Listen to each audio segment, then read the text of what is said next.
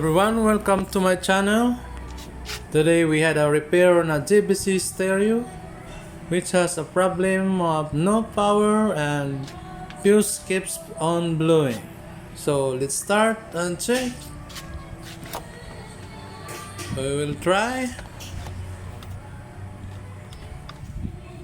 Okay, it's already plugged in. Then press power on. Oh, still no power. So let's start and check.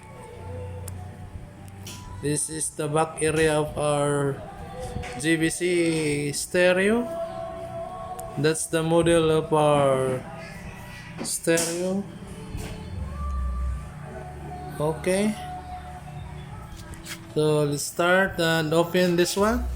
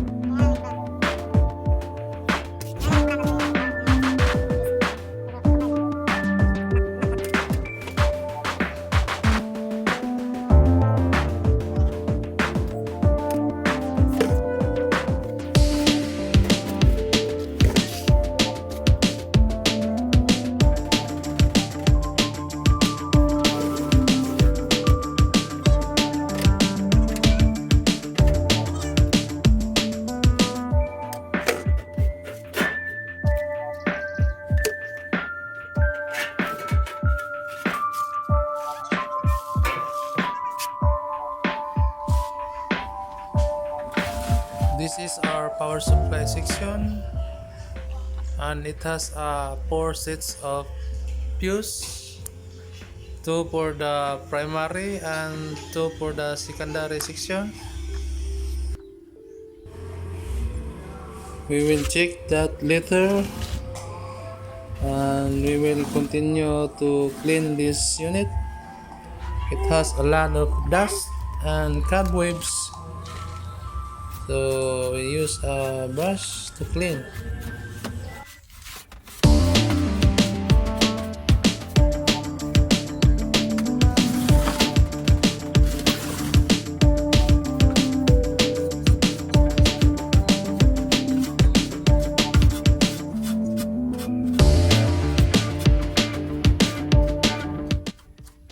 Then after cleaning, we replace 2 sets of fuse. Let's try again.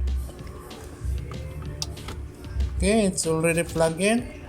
Now we notice there is a standby power, so we'll press power on. Now we notice that the screen, the LCD screen, there's no display. Then the fan is not working.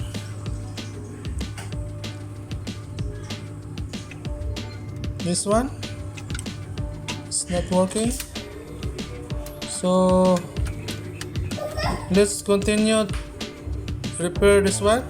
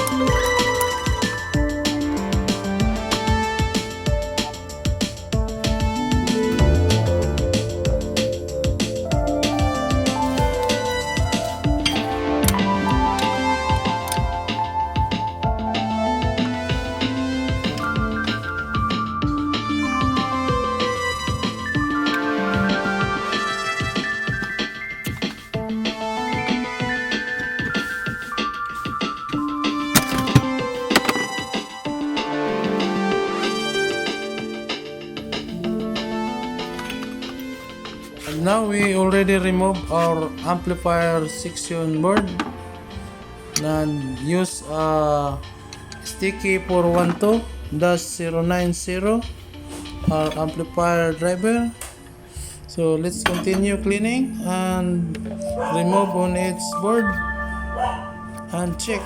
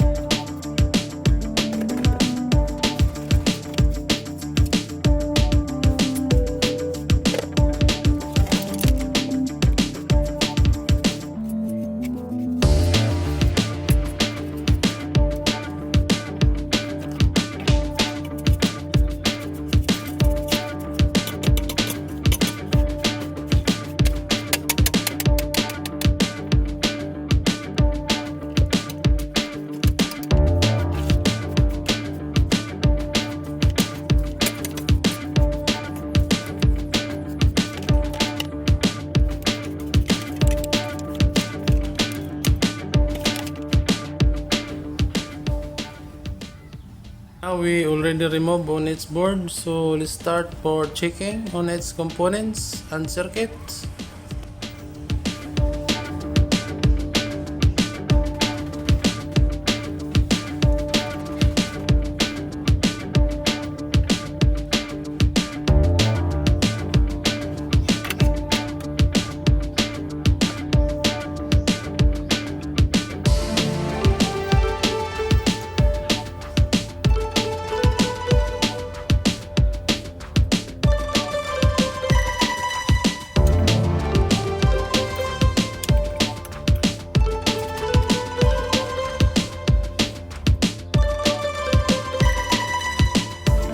And this is our secondary fuse that always blown.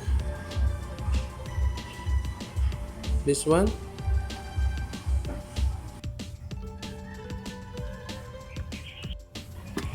This is our transformer.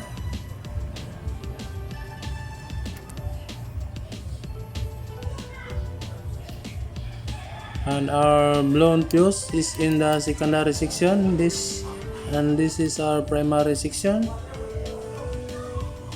So why is that happen? So let's continue checking in our power supplies board circuit. So let's just continue checking in this board. Why is that happen?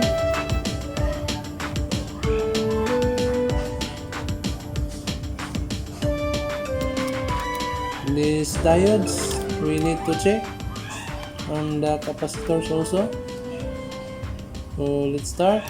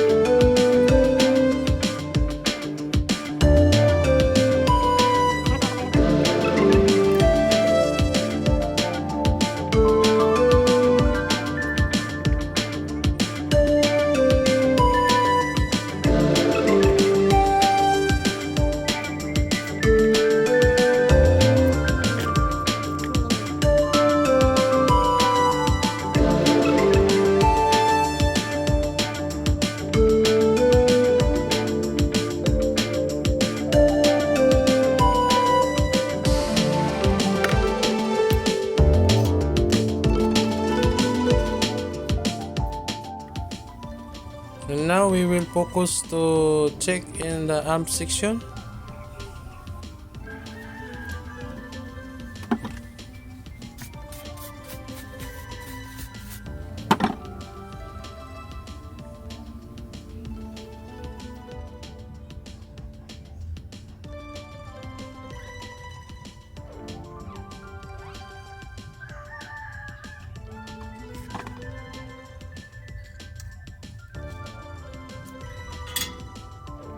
So we will start to resolder on each joints in the amp driver,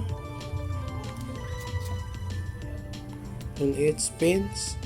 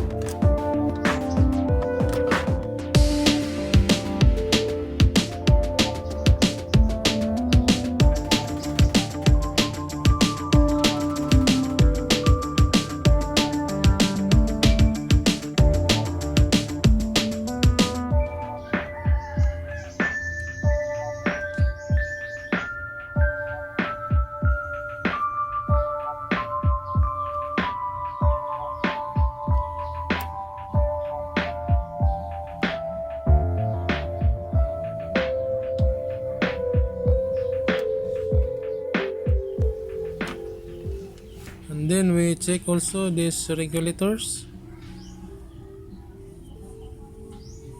our power supply regulator that supplies on all section. So let's start to check on its components.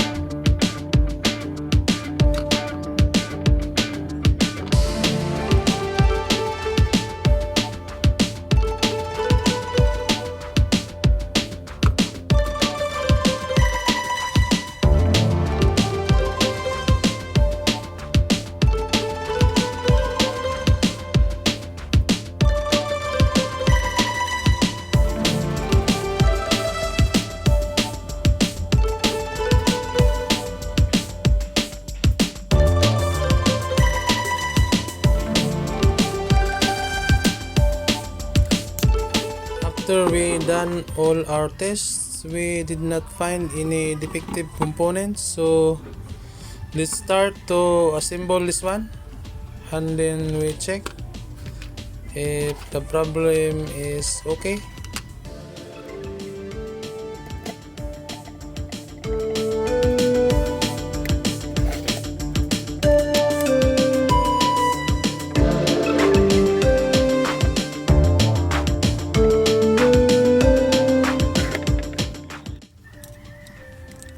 This is our primary fuse. Our primary fuse is okay, and this one is okay also. This is our primary circuit in the power supply, and this fuse is our new replacement in the secondary that always keeps on blowing, so we put this one so we can try.